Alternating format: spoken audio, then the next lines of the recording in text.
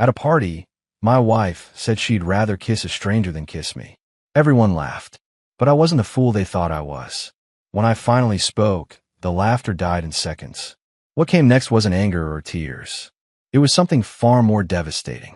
This is how a quiet man strikes back. My name is Nathaniel Berkshire, though most people call me Nate. I'm 52 years old, and I've spent the last 3 decades running a regional food distribution company with my son Noah. We supply restaurants, hotels, catering companies across 4 states. It's honest work, steady income, and it gave us a comfortable life. Or so I thought. The night everything changed was September 14th at Ken and Cheryl Hansen's annual garden party. They'd been hosting these things for years, always in early fall when the weather in Georgia was perfect, warm enough for cocktails on the patio, but cool enough that the women could wear their expensive scarves. My wife Amanda loved these parties. Loved the gossip, the wine, the chance to show off whatever new outfit she'd bought that week. I didn't particularly enjoy them, but I went. That's what you do after 27 years of marriage. You show up, you smile and make small talk about interest rates and college football, and you go home. Simple. Except this time, I had a plan. For the past 4 months, I'd been documenting Amanda's affair. Not suspecting, not guessing, documenting. I had dates, times, hotel receipts, text messages she thought she'd deleted, and voice messages she'd left on a burner phone I discovered hidden in her gym bag. The man's name was Kenneth Hansen, kin to his friends, and yes, that's the same Ken whose garden we were standing in that night, drinking his expensive bourbon and eating his wife's homemade crab cakes. I'd spent weeks debating how to handle it. Quiet divorce, confrontation at home, but something in me wanted the truth to come out the same way the lie had lived, in public, among friends, in a place where both of them felt safe and untouchable. The music was playing, something jazzy and forgettable, and people were scattered across the stone patio in little clusters, laughing too loud at jokes that weren't that funny.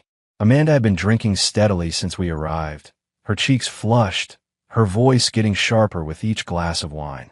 I watched her from across the yard, standing near the fire pit with Cheryl and 2 other women, and I felt nothing. Not anger, not sadness, just a cold, quiet clarity. Around 8:30, someone suggested dancing. A few couples moved to the center of the patio, swaying awkwardly to the music. I walked over to Amanda and held out my hand. "Dance with me," I said. She looked at me like I'd suggested we jump off a bridge. "What? Since when do you dance, Nate?" "Since tonight," I replied, keeping my voice calm. "Come on, one dance." She sighed dramatically, set her wine glass down on the stone ledge, and took my hand with all the enthusiasm of someone agreeing to a dental procedure. We moved to the center of the patio, and I put my hand on her waist. She was stiff, distant, already looking past me toward the group of women near the bar. The song changed to something slower, and I leaned in, intending to kiss her cheek. Not because I wanted to, but because I needed to see her reaction. I needed one final confirmation that what I was about to do was justified. She pulled away sharply, almost stumbling backward, and let out a short, bitter laugh. Then, loud enough for the people around us to hear, she said it. "I'd rather kiss a stranger than kiss you, Nate." The conversations nearby stuttered to a halt. A few people turned to look. Someone laughed nervously, unsure if it was a joke. Amanda's lips curled into a smirk, enjoying the attention, enjoying the little thrill of humiliation she'd just delivered. I didn't flinch. I just looked at her, then slowly turned my gaze to Ken Hansen, who was standing near the grill with a beer in his hand, watching us with a strange, frozen expression. Then I looked back at Amanda and smiled. Not a big smile, just a small, cold one. "Funny," I said, my voice calm and clear. "Ken isn't a stranger, though, is he?" The silence that followed was absolute. Even the music seemed to fade into the background. Amanda's face went pale. Ken's beer slipped slightly in his hand, and he took a step backward, as if distance might protect him from what was coming. Cheryl, standing just a few feet away, looked between her husband and my wife, her expression shifting from confusion to dawning horror. I turned to the crowd, keeping my tone conversational. 4 months of hotel visits. Tuesdays and Thursdays, mostly. The Marriott off exit 37. Room 214, if anyone's curious. Paid for with our joint credit card. Amanda. Not very discreet. Amanda's mouth opened, but no sound came out. Ken had gone completely white. I set my drink down on the nearest table, gave a polite nod to no one in particular, and walked toward the gate. Behind me, I could hear the beginnings of chaos. Cheryl's voice rising, someone gasping, Amanda calling my name in a tone that was half panic, half fury. I didn't look back. I got in my truck, started the engine, and drove away, leaving my wife standing in a garden full of people who now knew exactly what kind of woman she was. It was the last time most of them ever saw me as the man I used to be. I didn't go home that night. I went to the apartment I'd rented 3 months earlier under a business LLC, a clean one-bedroom in Alpharetta, 40 minutes from our house in Roswell. Furnished, anonymous, and completely off Amanda's radar. I'd been preparing for this moment longer than she could have imagined. The next morning, Amanda woke up to an empty house. I'd left my wedding ring on her nightstand, centered perfectly on a stack of printed bank statements showing every hotel charge, every suspicious transaction, every lie documented in black and white. No note, no explanation, just evidence. My phone had been disconnected from our family plan at midnight. I'd removed myself from Find My iPhone, closed our joint checking account, and transferred my portion into a new account at a different bank. The mortgage and utilities would continue to auto-pay from an escrow account I'd set up weeks ago. Everything functional, nothing personal. By 8 in the morning, Amanda was calling my office. My assistant, Lisa, had been briefed. "Mr. Berkshire is no longer with the company," she said politely. "I'm not at liberty to discuss his whereabouts." That wasn't entirely true. I hadn't left the company. I'd restructured it. 2 weeks earlier, I transferred my ownership stake into a trust with Noah as the primary beneficiary and manager. On paper, I'd retired. In reality, I'd simply removed Amanda's access to everything I'd built. No one knew what was happening. He'd been the one who first noticed something was wrong 6 months ago when he saw Amanda having lunch with Ken Hansen at a restaurant 2 towns over. They weren't eating. They were holding hands across the table, laughing like teenagers. Noah had come to me that afternoon, conflicted and angry, and showed me the photo he'd taken on his phone. That's when I started building my exit strategy. Emma, our daughter, was another story. She lived in Charlotte, worked in marketing, and talked to her mother twice a week. She adored Amanda, saw her as strong and independent. I knew Emma would take her mother's side initially, so I prepared a package of documents to send her when the time was right. Not yet, but soon. By noon on that first day, Amanda had tried calling me 17 times. I know because I'd forwarded my old number to a voicemail service that transcribed her messages and emailed them to me. I read every one. They went from confused to angry to desperate in the span of 3 hours. "Nate, where are you? People are asking questions. This is ridiculous. We need to talk like adults. You humiliated me. You humiliated Ken and Cheryl. What is wrong with you?" And finally, around 2 in the afternoon, "Please, just come home. We can fix this." I deleted every message without responding. Words were her weapon, not mine. Silence was far more effective. That evening, I met with my attorney, Philip Grayson, at his office downtown. Philip had been preparing divorce documents for weeks, and everything was ready. We filed the petition that night, citing irreconcilable differences and attaching the evidence of Amanda's affair as supporting documentation for asset division under the terms of our prenuptial agreement. Amanda wouldn't receive the papers for another 3 days. By then, she'd already be living in a reality where I no longer existed in any form she recognized. 3 days after the party, Amanda finally understood the depth of what I'd done. The divorce papers arrived by courier at 10 in the morning, delivered to our front door in a priority envelope she had assigned for personally. I knew the exact moment she opened them because my phone pinged with a notification from the doorbell camera I'd installed months ago. What Amanda found inside wasn't just a petition for divorce. It was a comprehensive financial autopsy of our marriage, specifically of her relationship with Ken Hansen. Philip and I had spent weeks building this case. Every hotel charge on our joint credit card, cross-referenced with Ken's known travel schedule. Every suspicious wire transfer from our savings account to what appeared to be legitimate business investments, but were actually shell accounts Ken had set up. Amanda thought she'd been clever, hiding money in what looked like a real estate investment opportunity Ken had pitched to her last spring. $87,000. That's what she'd moved into Ken's development project, over 6 months, always in increments small enough that she thought I wouldn't notice. The project didn't exist. The LLC was registered to a P.O. box in Delaware, and Ken was the sole officer. Every dollar had gone into an offshore account he'd been building, insurance for when he eventually left Cheryl. But here's what Amanda didn't know. I'd been tracking it all. I'd hired a forensic accountant in May, a quiet woman named Patricia who specialized in tracing hidden assets. Patricia had followed the money through 3 shell companies and 2 state lines, documenting everything with the precision of a surgeon. The divorce filing included Patricia's full report, 83 pages of financial evidence showing that Amanda hadn't just been unfaithful, she'd been complicit in what amounted to embezzlement from our marital assets.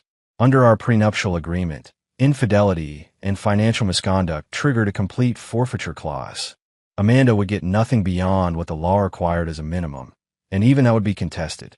By noon, Amanda was at Philip's office, demanding to see me. Philip's secretary called me from the lobby.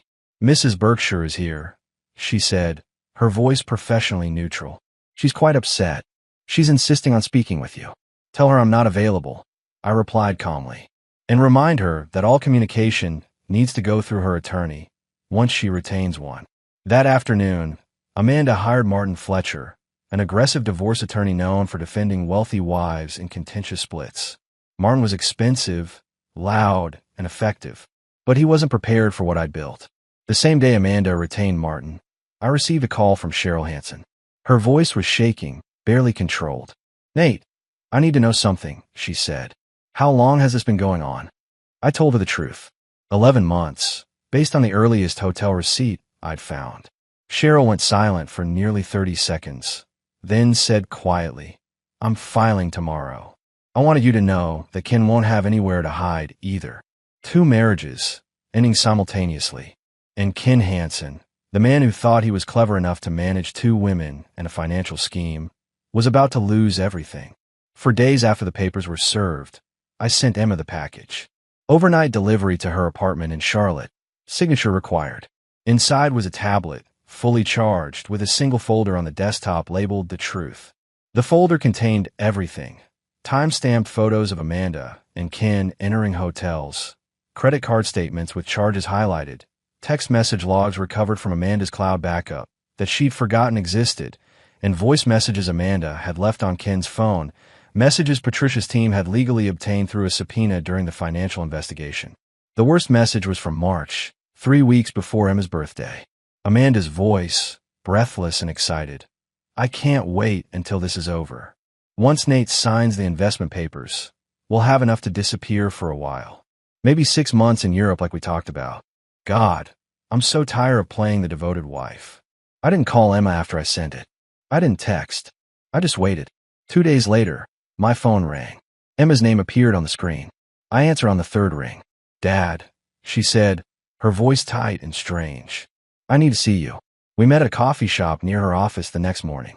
Emma looked like she hadn't slept. Her eyes were red, her hair pulled back in a messy ponytail, so different from the polished, confident daughter I usually saw. She sat down across from me and didn't say anything for a long moment. Then she opened her laptop and turned it toward me. On the screen was an email draft, addressed to Amanda. "I wrote this last night," Emma said quietly. "I wanted you to read it before I send it." The email was devastating. Clinical and cold, Emma laid out every piece of evidence she'd reviewed, every lie Amanda had told, every manipulation she'd used to paint me as the distant, workaholic husband who didn't appreciate her. Emma's final paragraph was a single sentence. "I don't recognize the woman who raised me, and I don't want to." I looked at my daughter and saw something I'd never seen before. Clarity. The illusion of her perfect mother had shattered, and Emma was staring at the pieces, trying to understand how she'd missed it. "Don't send it yet," I said gently, pushing the laptop back toward her. "Your mother will try to explain, to justify, to make you the villain for choosing me. Let her. Let her show you exactly who she is before you respond. You'll need to see it for yourself." Emma nodded slowly, then closed the laptop. "Noah told me you planned this for months," she said. "He said you were protecting us." "I was protecting all of us," I replied, "including your mother, from herself." Emma reached across the table and took my hand. "I'm sorry I didn't see it sooner, Dad." "You weren't supposed to," I said. "That was the point." Amanda's world began crumbling in ways she didn't anticipate. The garden party hadn't just exposed her affair. It had detonated her social standing in a community where reputation was currency. Within a week, the invitations stopped. The weekly book club she'd attended for 6 years suddenly had scheduling conflicts. The charity committee she'd chaired for the hospital fundraiser politely requested she step down, citing recent personal developments that might distract from their mission. Even her yoga instructor, a woman she considered a close friend, stopped responding to texts. I watched it happen through Noah, who still had connections to that world through his girlfriend Sarah. Sarah's mother was in Amanda's social circle, and the gossip flowed freely. Apparently, Cheryl Hansen had filed for divorce 3 days after the party and had been brutally honest with their mutual friends about why. Ken's affair with Amanda, the financial entanglement, the lies, all of it became public knowledge within 48 hours. Ken himself had disappeared. According to Noah's sources, he'd moved out of his house the same night as the party and was living in an extended-stay hotel near the airport. His business, a consulting firm that relied heavily on local connections and reputation, was hemorrhaging clients. 2 of his biggest accounts had terminated their contracts within a week, citing concerns about professional judgment. Cheryl, meanwhile, had retained one of the most aggressive divorce attorneys in Atlanta. She'd frozen their joint accounts, filed restraining orders preventing Ken from accessing certain assets, and most devastatingly, she'd sent a detailed letter to the board of directors of the country club, where Ken had been a member for 15 years. Ken's membership was suspended pending a review, which in their world was essentially social exile. But the real blow to Amanda came from an unexpected source, her employer. Amanda had worked as the regional HR director for a healthcare management company for the past 8 years. It was a respectable position, well paid, and it gave her the professional identity she'd always craved. But corporate HR departments have a zero-tolerance policy for personal scandals that might reflect poorly on the company, especially when those scandals involve financial impropriety. Someone, I never found out who, had sent Amanda's company an anonymous tip about the investment scheme with Ken. The email included copies of bank statements and the LLC registration documents showing Ken's offshore account. It didn't accuse Amanda of anything illegal, but it raised enough questions that the company's legal department felt obligated to investigate. 2 weeks after the party, Amanda was placed on administrative leave. The official reason was pending internal review of potential conflicts of interest. The real reason was that the company didn't want her name associated with theirs while a divorce involving financial fraud allegations was playing out in public records. Amanda called me for the first time since I'd left. My new phone number wasn't blocked. She'd somehow gotten it from Emma, and at 10:30 on a Tuesday night, my phone rang with her name on the screen. I answered. Didn't say anything, just waited. Nate. Her voice was strained, barely controlled. I lost my job. They put me on leave, but we both know what that means. This is your fault. You destroyed my reputation. I documented the truth, I said calmly. What you did with Ken, the money you hid, those are your choices. I just made sure people knew about them. You're a vindictive, cruel man, Amanda said, her voice rising. You humiliated me in front of everyone we know. You turned our children against me. And now you've cost me my career. You cost yourself your career, I replied evenly. The moment you decided to steal from our marriage to fund Ken's escape plan. I didn't do that. You did. There was a long silence. Then Amanda's voice came back, colder now. This isn't over, Nate. Martin says we can fight the prenup. We can prove you manipulated me into signing it. Good luck with that, I said, and ended the call. I didn't block her number. I wanted her to know she could reach me, but that I had no interest in anything she had to say. 3 months after the garden party, I did something Amanda never expected. I organized a charitable event. The occasion was the dedication of a new pediatric wing at Northside Hospital, funded in part by a donation I'd made in my parents' names. $250,000, given through the family trust that Noah and I had established when I restructured the business. It was a significant contribution, enough to warrant a formal gala and public recognition. I wasn't doing it to be noble. I was doing it to make a point. The invitation list included every person who'd been at Ken and Cheryl's garden party, plus the wider social circle Amanda had spent years cultivating. Doctors, business owners, community leaders, all the people whose opinions mattered in her world. The event was black tie, held at the Four Seasons, with a live auction and a program that included speeches from hospital administrators and grateful families. Noah and Emma both attended, standing beside me as we greeted guests in the reception hall. Emma had flown in from Charlotte specifically for the event, and she looked stunning in a navy dress that reminded me of her mother at that age. But unlike Amanda, Emma's elegance came with substance. She'd spent the past 3 months volunteering at a children's clinic in her spare time, inspired, she told me, by wanting to do something meaningful after watching how her mother had wasted so much. Sarah, Noah's girlfriend, was there too. Sweet girl, worked as a teacher, exactly the kind of person Noah needed. Stable, honest kind. The four of us stood together near the entrance, a united front, and I watched as people approached, offering congratulations and admiration. Your family must be so proud, one woman said, someone I vaguely recognized from the country club. We are, Emma replied smoothly, her hand resting on my arm. Dads always believe in giving back to the community. It's one of the things I admire most about him. The contrast wasn't lost on anyone. Here I was, the abandoned husband, investing in children's health care and standing with my children, who clearly respected and supported me. And where was Amanda? Conspicuously absent, her name noticeably missing from the program, her social exile complete. During the speeches, the hospital CEO, Dr. Margaret Hollis, took the microphone and thanked the donors by name. When she mentioned the Berkshire Family Trust, the room applauded, and I stood briefly to acknowledge it. The applause was genuine, warm, and it felt like vindication. Afterward, during the cocktail reception, Cheryl Hansen approached me. She looked different than she had at her garden party, thinner, more severe, but there was a strength in her expression that hadn't been there before. Nate, she said, extending her hand. Thank you for inviting me tonight. This is a beautiful event. I shook her hand. I'm glad you could come. I wanted you to know, Cheryl continued, her voice low enough that only I could hear. My divorce was finalized last week. King got almost nothing. The prenup I made him sign 12 years ago held up perfectly. I'm glad, I said, and I meant it. You did the right thing, Cheryl added. Walking away the way you did. Not engaging with her drama. I've taken a page from your playbook. I nodded. Sometimes the best response is silence.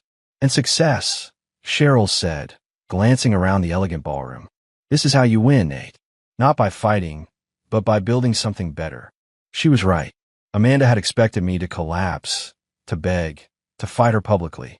Instead, I disappeared, restructured my life, and emerged stronger, more respected, and surrounded by people who actually mattered. 6 months after I'd walked out of that garden party, Amanda finally forced a face-to-face meeting. Not through lawyers, not through intermediaries, but by showing up at Noah's office unannounced on a Tuesday afternoon. Noah called me immediately. Dad, Mom's here. His voice was tense. She's demanding to see you. She says she won't leave until you talk to her. I was 20 minutes away, having lunch with a supplier. I'll be there in 15, I told him. Keep her in the conference room. Don't let her near any files or computers. When I arrived, Noah was standing outside the conference room, looking uncomfortable. Through the glass wall, I could see Amanda sitting at the table, her posture rigid, her hands clasped in front of her.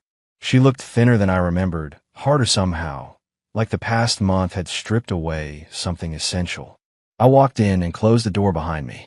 Didn't sit down, just stood near the door with my arms crossed. Amanda looked up at me, and for a moment, I saw something flicker in her eyes. Regret, maybe, or exhaustion. But then her jaw tightened, and the familiar defiance returned. We need to talk, she said. We're communicating through our attorneys, I replied calmly. That was the agreement. I don't care about the agreement, Nate. I need you to hear me. Her voice was strained, barely controlled. You've destroyed everything. My job, my friends, my relationship with our children. You've systematically dismantled my entire life. I documented your affair and the money you stole. I said evenly. Everything that happened after that was a consequence of your choices, not my actions. Kim manipulated me, Amanda said, leaning forward. He told me the investment was legitimate. He showed me paperwork, projections. I didn't know it was fake. You knew you were hiding money from me, I replied. You knew you were meeting him in hotels every week. You knew exactly what you were doing. Amanda stood abruptly, her chair scraping against the floor. You humiliated me in front of everyone we know. You could have handled this privately, but you chose to destroy me publicly. You humiliated yourself, I said, my voice still calm. I just made sure people knew the truth. And the truth is that you spent 11 months lying to me, stealing from our marriage, and planning to disappear with another woman's husband. I loved him, Amanda said, and for the first time, her voice broke slightly. I know that doesn't excuse what I did, but I loved him, and he loved me. Ken loved your money, I said bluntly. He was building an offshore account to escape his wife, and you were his funding source. Patricia traced every dollar. He never intended to stay with you, Amanda. He was using you. She stared at me, and I saw the moment the last illusion shattered. Her face went pale, and she sat back down slowly, like her legs wouldn't hold her anymore. That's not true, she whispered. It is, I said quietly. And somewhere deep down, you already knew it. The silence stretched between us, heavy and uncomfortable. Then Amanda looked up at me with an expression I hadn't seen in years. Vulnerability. What happens now? She asked. The divorce proceeds, I said. You get what the prenup allows, which isn't much given the circumstances. You move on with whatever life you can build. And we stop pretending we have anything left to say to each other. The children hate me, Amanda said, her voice barely audible. The children are disappointed in you. I corrected. There's a difference. Whether they forgive you eventually is up to them. Not me. But I won't stop them if they choose to have a relationship with you. Amanda nodded slowly, then stood. She looked smaller, somehow diminished. I'm sorry, Nate. For what it's worth, I'm sorry. It's worth nothing, I said, not unkindly, just honestly. But I appreciate you saying it. She walked past me toward the door, then paused. You always were the better person, she said quietly. No, I replied. I was just the one who kept his promises. Amanda left without another word, and I watched through the glass as she walked down the hallway and disappeared around the corner. Noah appeared beside me a moment later. You okay? He asked. Yeah, I said. I am. And I meant it. 2 years after the divorce was finalized, Emma got married. She'd met someone good, a systems engineer named David who worked for a tech company in Charlotte. Steady, kind, exactly what Emma needed. The wedding was in November, a small ceremony at a vineyard in the mountains, close friends and family only. Amanda wasn't invited. Emma had made that decision herself, after months of sporadic, difficult conversations with her mother that never quite resolved anything. Amanda had tried to rebuild the relationship, sending cards, texts, occasional gifts, but the foundation had been shattered, and Emma wasn't interested in reconstructing something that felt fundamentally dishonest. I don't hate her, Emma told me 6 months before the wedding, when she first mentioned that Amanda wouldn't be coming. But I don't trust her, and I don't want her there on the most important day of my life. I didn't argue. I told Emma years ago that her relationship with her mother was hers to define, and I meant it. The morning of the wedding, I stood in Emma's suite at the Vineyards Inn, helping her with the clasp on her necklace. She looked radiant in a simple ivory dress, her hair swept up, her eyes bright with happiness and nerves. You look beautiful, I said quietly. Thanks, Dad. Emma turned to face me, and I saw tears gathering in her eyes. I'm glad you're here. There's nowhere else I'd be, I replied. I mean it, Emma said, her voice thick. You could have fallen apart after everything that happened. You could have become bitter or angry. But you didn't. You just kept moving forward, kept building something better. You taught me what strength actually looks like. I pulled her into a hug, careful not to wrinkle her dress. You were always strong, Emma. You just needed to see it in yourself. The ceremony was perfect, simple, genuine, filled with people who actually cared about Emma and David. Noah stood beside me as we watched Emma walk down the aisle, and Sarah held his hand, 6 months pregnant with their first child. Beside us sat Philip, my attorney who'd become a friend over the years, and Patricia, the forensic accountant who'd helped me document everything. Now someone I occasionally met for coffee. During the reception, Emma pulled me onto the dance floor for the father-daughter dance. The song was one I played for her when she was little, and as we swayed to the music, she rested her head on my shoulder. Do you ever think about her? Emma asked quietly. Your mother? Yeah. Sometimes, I admitted, but not the way you might think. I don't miss her. I just wonder if she ever figured out who she really was. She called me last week, Emma said. Wanted to know if she could send a gift. What did you tell her? I said no thank you. Emma pulled back slightly to look at me. Was that cruel? It was honest, I said. And you have every right to set boundaries. The song ended, and Emma hugged me tightly. I love you, Dad. Thank you for showing me what integrity looks like. I love you too, sweetheart. Later, as the evening wound down and guests began leaving, I stood on the terrace overlooking the vineyard, a glass of bourbon in my hand. Noah joined me, loosening his tie. Good day, he said. The best, I agreed. Sarah and I have been talking, Noah said after a moment. When the baby comes, we want to name him after Grandpa.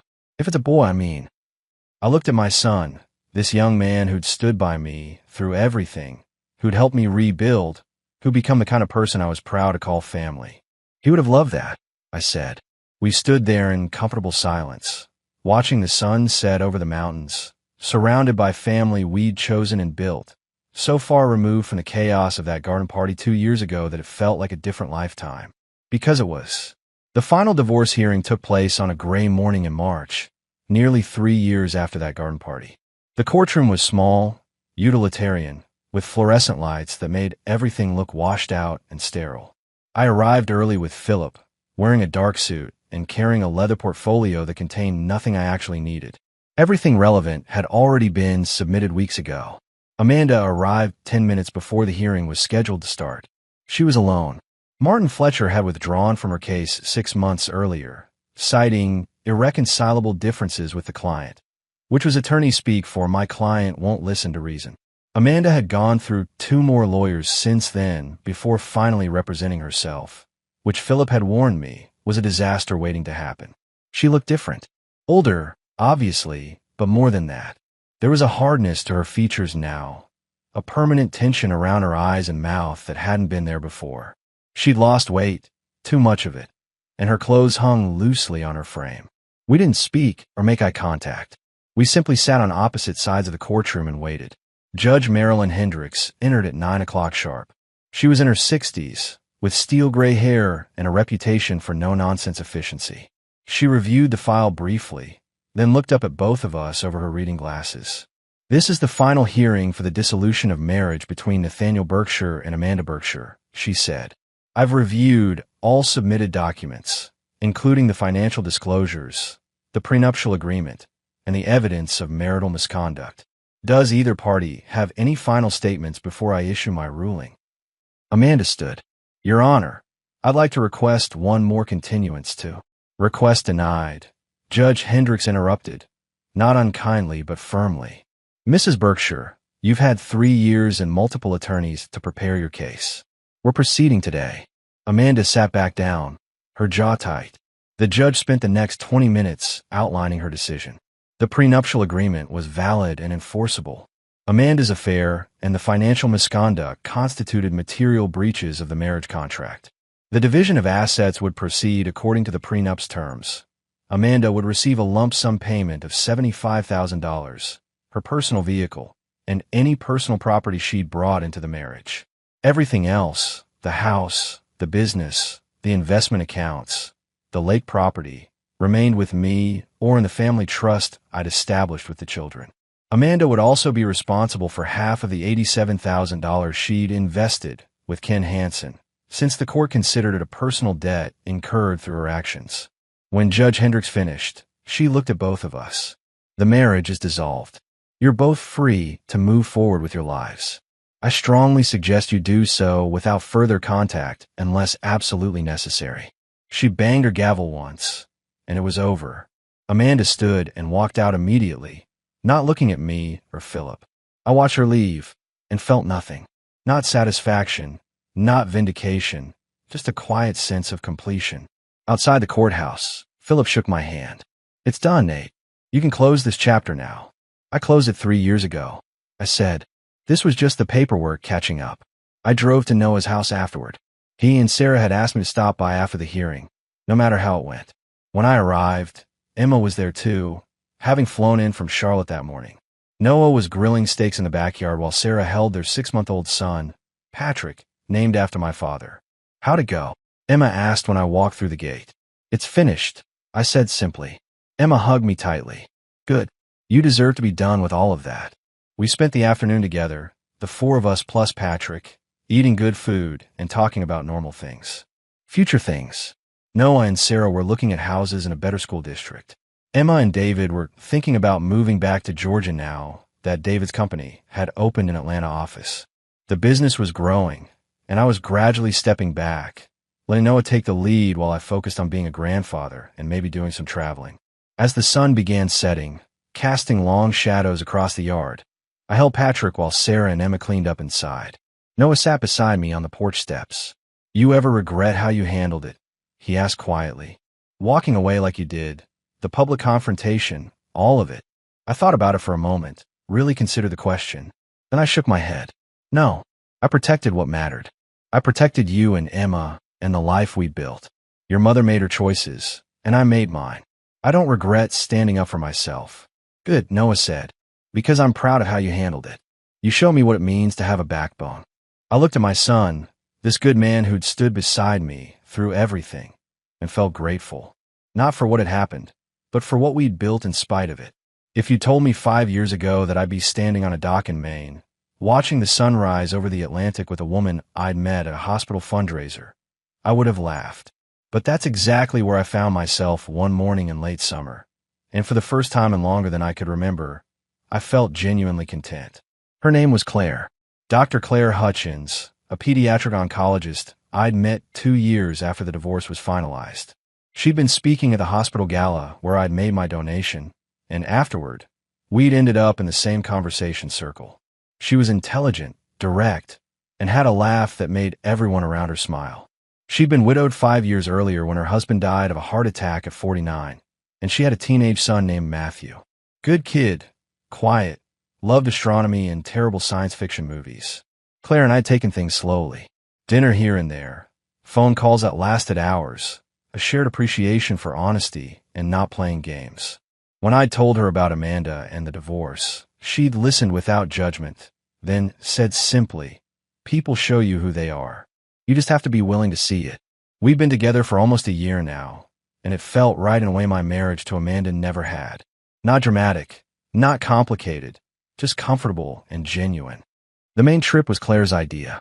She owned a small cottage her parents had left her, right on the water, and she'd invited me to spend a week there. Matthew was at science camp, and we had the place to ourselves. We'd spent the days hiking, reading, cooking meals together, and talking about everything and nothing.